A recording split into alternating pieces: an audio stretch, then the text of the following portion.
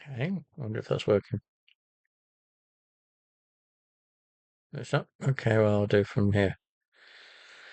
So what I'm doing is I'm timing this because and when I put videos on YouTube, I can't put titles and stuff because it wants to verify my age and take all my information. I don't really think that serious about YouTube and stuff. So it randomly pulls a freeze frame for my thumbnail. So what I'm thinking is if I time this, it's probably going to be in the first 5 minutes. If I time this for 5 minutes, then what I can do is establish, kind of get an idea of when it pulls a thumbnail. And then what I can do is every day, if I kind of download the same video and then see if there's a pattern. So that's that. As well as a PPL, that was one of mine as well. Oh, back in the day, I had AOL. You've got mail and that kind of thing, and the chat rooms. I loved them. It was really really cool. You could be anything you wanted to be, and there's this one guy that called himself ASL, and that was just the whole. You go into a room, it'd be ASL, ASL, ASL, ASL, all down like that. It's age 6 location. I used to think also that BRB meant bathroom break. And I still kind of think it is. It's either bathroom break or beat right back, whichever. But yeah, we're talking about stuff, and I we're trying to say people, and saying yeah, whatever PPL. That gets the point across because the whole thing about chat rooms is it's like very very fast. It's like if you look down to the keyboard and you look back up again, the comment you were looking to, hopefully add to, is like is gone. It was a very very fast. So you had to kind of abbreviate. That's where all the abbreviations came from. It's necessity, and so did PPL.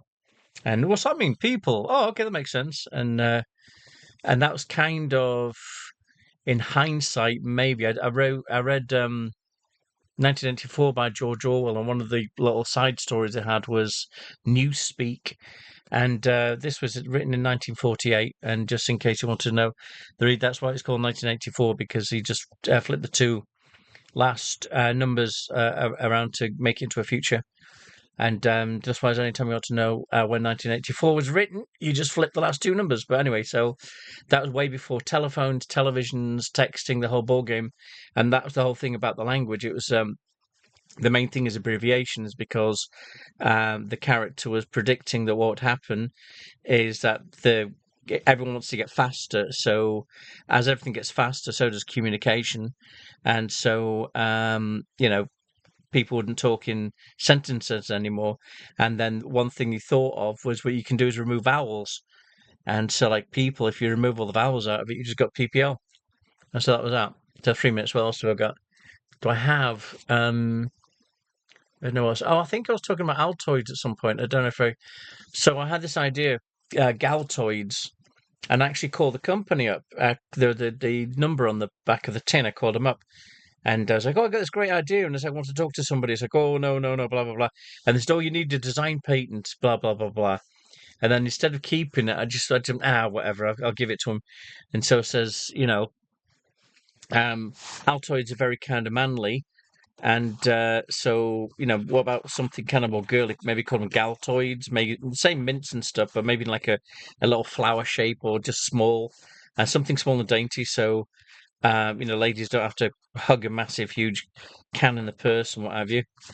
And then a few months later, I was watching the TV, and she said, "Oh, you can't do anything about it. You need a design patent." A few months later, I saw on the TV a lady in an elevator going to a job interview. She goes, "Oh, you want to check your breath? Try these new Altoid Minis." And I was like, "Dude, that's my idea." But whatevs. Another thing was Mio. When I first worked in restaurant businesses, the the first time somebody told me to change a box of syrup, it kind of blew my mind. It was like, my God, really? Is this how it works? Because until that point, I thought the soda gun would just let out soda, but it doesn't. It lets out soda water, and then there's these boxes that feed syrup, and it's like very, very, very concentrated. And I thought, because American soda is very, very sweet, very, very potent, and it's either one reason I'm thinking is because most if not all American drinks, are filled with ice before you add the beverage. So, thus wise, since it's going to water down, maybe the idea is they put more stuff in it because the ice waters it down. So that's that. So I had the idea of like, hey, why not get like a small container or something like that of the syrup, and you can sell that. And then what you can do is when you want, you can get some soda water or water and just add a couple of drops and make it as strong as weak as you wish. And then again, a few months later, boom, meal. And I was going to call it H2O plus, I think it was. Anyway, that's my 5 minutes. I'm now going to put that onto the googly tube, and this is going to tell me when it decides to pull the screenshot. Okay, so, and thank you so much, and look at the sky more often.